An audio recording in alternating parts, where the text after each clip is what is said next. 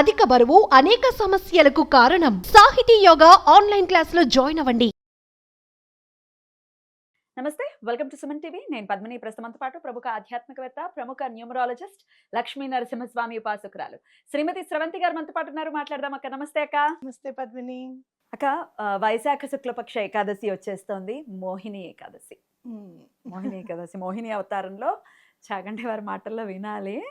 మోహినిని వర్ణించినటువంటి విధానం బాబా ఆడవాళ్ళకి అసూయగా అనిపిస్తుంది. అంత అందంగా వర్ణించారు. నిజంగా ఏమిటి అంత అందంగా ఉంటుందా మోహిని అనిపిస్తుంది. లేకపోతే అసురులు ఎలా మోహిస్తారు కదా. సరే, మోహిని ఏకాదశి వైశిష్ట్యం, అలాగే ఆ రోజుని ఎలా వినియోగించుకోవాలి, ఉపవాసం ఎప్పటి నుంచి మొదలుపెట్టి మళ్ళీ పారణ అంటే భోజనం ఎప్పుడు చెయ్యాలి, స్విచ్ వర్డ్స్ చాలా విశేషంగా మీరు చెప్తూ ఉంటారు కాబట్టి ఏ స్విచ్ వర్డ్ చదువుకోవాలి, ఇవన్నీ ఒక్కసారి మీ ద్వారా అక్క.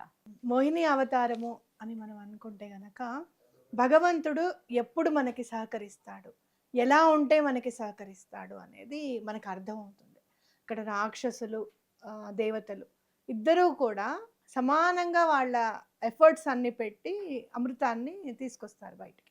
అయినా సరే స్వామి దేవతలకి ఎందుకు మొగ్గు చూపాడు, రాక్షసులకి ఎందుకు మొగ్గు చూపలేదు అని అంటే అక్కడ ఎప్పుడు కూడా స్వార్థం అనేది వాళ్ళ మనసుల్లో ఉండడము, అలాగే దైవము అని అంటే మేము తను సమానమే అని అనుకోవడము, అవునా కాదా, ఇలాంటివన్నీ అంటే అహంకార పూరితము.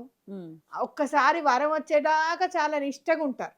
వరం వచ్చింది అంటే చాలు ఇక ఆ దైవం వెనకే పడతారు. ముందు సరే నీ మీద టెస్ట్ చేస్తాం కదా ముందు అని చెప్పి, అవునా కదా. భస్మాసురుడు.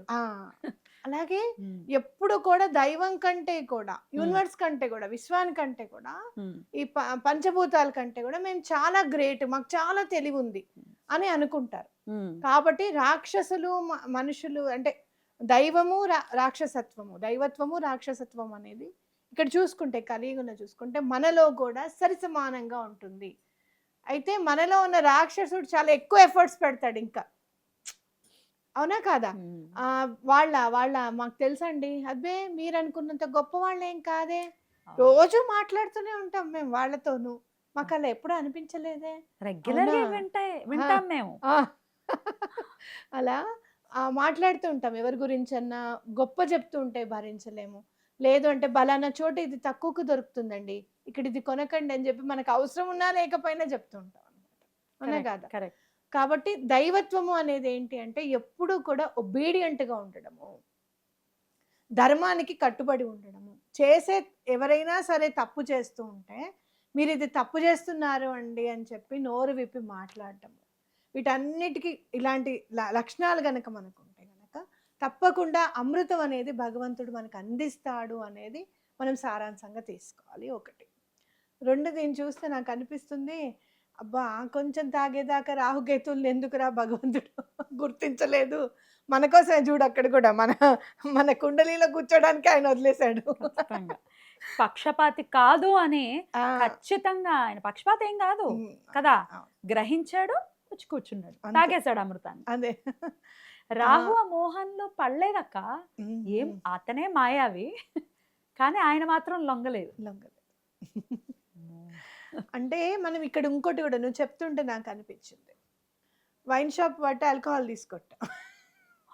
అవును, వైన్ షాప్స్ ఎవరికి అసాధ్యం కోలా. Most of the wine shops owners alcohol అసలు ముట్టుకోరు. మరి వాడే తాగి అమ్మితే ఎలాగా, ఇంకేం మిగలదుగా. అట్లా మనం చూస్తే అంటే ఏదైతే మనం వాళ్ళు చెడు చేయమంటున్నారు అని అంటే ప్రేరేపితమయ్యి చేయకూడదు, ఇన్ఫ్లుయెన్స్ అవ్వకూడదు అనేది మనం తెలుసుకోవాలి.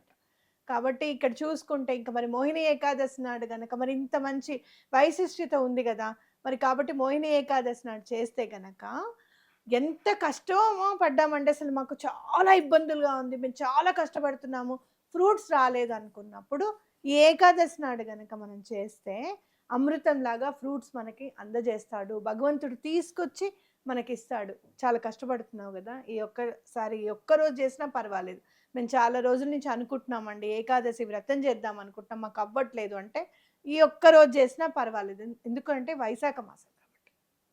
ఓకేనా. అలా చేసుకుంటూ మరి ఏం చేయాలి మరి అని అంటే ఉపవాసం కంపల్సరీగా ఉండాలి. మేము బీపీ పేషెంట్స్ అండి, డయాబెటీస్ ఉందండి మాకు అని అంటే కనుక కనీసం పళ్ళు తినో లేకపోతే పాలు తాగో మజ్జిగ మళ్ళీ తాగకూడదు. అవును. పాలు తాగు మీరు చేయొచ్చు అనమాట. మరి ఇంకా మనసు ప్రశాంతంగా ఉంచుకోవడం అనేది చాలా ఇంపార్టెంట్ ఈ రోజున. ఈరోజు. వాళ్ళు ఇలా వీళ్ళు ఇలా ఈ మాట్లాడుకోవడము, నీ గురించి వీళ్ళు ఇలా చెప్పారు అని అంటే నేను ఎంత చేశానో తెలుసా వాళ్ళకి, నా గురించి వాళ్ళు ఎందుకు అలా మాట్లాడుతున్నారు అని మనం మనసు పాడు చేసుకుంటాం. అలా ఎప్పుడు కూడా జరిగిపోయిన విషయాల గురించి ఏవి కూడా గుర్తు చేసుకోకుండా స్వామి మీదే ధ్యాస పెడితే కనుక తప్పకుండా మనకి పనులు అవుతాయి అని చెప్పుకోవచ్చు. అలాగే మనం ఇందాక చదువుకున్నాం కదా, శ్రీ సూక్తంలో చదువుకుంటాం, సిద్ధిర్లక్ష్మి, మోక్షలక్ష్మి, జయలక్ష్మి అని చదువుకుంటూ ఉంటాం. అవునక్క. అమ్మవారివి ఎటువంటి పరిస్థితుల్లోనూ సిద్ధిస్తుంది అమ్మవారికి కనుక మనం పూజ చేసుకుంటే అని తెలుసుకోవచ్చు. కాబట్టి శ్రీ సూక్తము అనేది తప్పకుండా చదువుకోండి. అలాగే విష్ణు సహస్రనామము తప్పకుండా చదువుకోండి అని చెప్పుకోవచ్చు. అద్భుతం, అద్భుతం, చాలా చక్కగా తెలియజేశారు. అయితే దశమి నుంచి కూడా, దశమి రాత్రి కూడా ఉపవాసం, అంటే టిఫిన్ తిని ఉండాలి అనేది వింటూ ఉంటాం. అవును, అన్నం తినకూడదు. అన్నం తినకూడదు. ముందు రోజు నుంచే ప్రిపరేషన్స్ అన్నమాట. అర్థమైందా?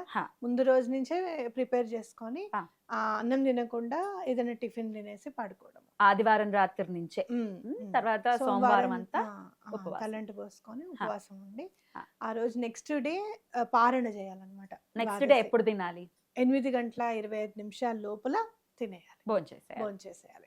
అంటే పొద్దున్నే అబౌట్ 5:30కి లేచేస్తే ఇల్లు తుడిచేసేసుకొని వంట చేసేసుకొని స్వామివారికి నివేదన పెట్టి చేసుకోవచ్చు. ఎవరైనా దానం చేస్తే చాలా మంచిది. ఎవరికన్నా మనకు ఉన్న దాంట్లో ఇస్తే చాలా మంచిది. ఎవరికండి మాకు ఎక్కడ మేము ఎవరికి ఇవ్వాలండి అని అనుకుంటే కనుక క్రితం రోజు తెచ్చుకున్న పళ్ళు ఉంటాయి కదా, అరటి పళ్ళు పూజకు తెచ్చుకున్నవి, చక్కగా ఒక డజన్ పళ్ళు కొంటే చాలు. అవునా కదా? నలుగురికి కడుపు నింపినట్టు వాళ్ళం అవుతాం. అవునా? చక్కగా పనమ్మాయి కూడా ఇవ్వచ్చు, తప్పేమీ లేదు. లేదండి మేము పాలు తీసుకొచ్చుకుంటాం కదా మనం పొద్దున్నే వెళ్ళి, అలా వెళ్ళినప్పుడు ఎవరైనా కనపడితే అక్కడికక్కడే కొని కూడా ఇవ్వచ్చు అనమాట. దానానికి ప్రత్యేకమైన ఎప్పుడైనా సరే ఏకాదశి నాడు గనక ఉపవాసం ఉంటే ద్వాదశి నాడు మనం దానం చేసిన తర్వాత మనం తింటే చాలా మంచిది ఫలితం. ఏకాదశి నాడు చేసిన దానం కంటే ద్వాదశి నాడు చేసిన దానం మరింత ఫలితాన్ని ఇస్తుంది అని చెప్పుకోవచ్చు. రైట్. అయితే ప్రతి ఏకాదశికి కూడా స్విచ్ వర్డ్స్ చెప్పటం మాకు తెలిసినటువంటి విషయమే. మరి ఈ ఏకాదశికి ఏ స్విచ్ వర్డ్ చదువుకోమంటారు? ఏదైనా సరే పుణ్యము అనేది మన దగ్గర ఉండాలి, పరిడవిల్లాలి అని అంటే కూడా స్వామివారి అనుగ్రహం మనకు ఉండాలి. మన దగ్గరికి వచ్చింది, ఇప్పుడు మనం చేసుకుంటున్నాం, చక్కగా పూజ చేసుకున్నాము, విష్ణు సహస్రనామం చదువుకున్నాము, ఇవన్నీ ఉన్నాయి. ఆ పుణ్యం అంతా మన దగ్గర ఉండాలి, వృద్ధి పొందాలి అని అంటే గనక ఆయన అనుగ్రహం తప్పకుండా ఉండాలి. విధాత్రే అనుకుంటే గనక ఈ switch word, Vedic switch word చాలా బాగా పనిచేస్తుంది, వృద్ధి పొందుతుంది అనమాట. ఏదైనా కొంచెం ఎంత ఉంటే అంత అవుతుంది మనకి. కాబట్టి మంచితనాన్ని నింపుకొని ధర్మమైన మార్గంలో మనం నడుస్తూ అది చక్కగా పరిడవిల్లేటట్టు చూసుకోవడం మన బాధ్యత. అద్భుతం, చాలా చక్కగా తెలియజేశారు. వచ్చేటటువంటి ఏ ఏకాదశిని కూడా వదలకుండా ప్రతి ఒక్కరూ గనక చేసుకుంటే అది ఇచ్చేటటువంటి ఫలితం అమోఘం. ప్రతి ఒక్కరు కూడా అలా చేసుకోవాలని మనస్ఫూర్తిగా మనవి చేస్తూ కృతజ్ఞతలు అక్క. నమస్తే అక్క. నమస్తే.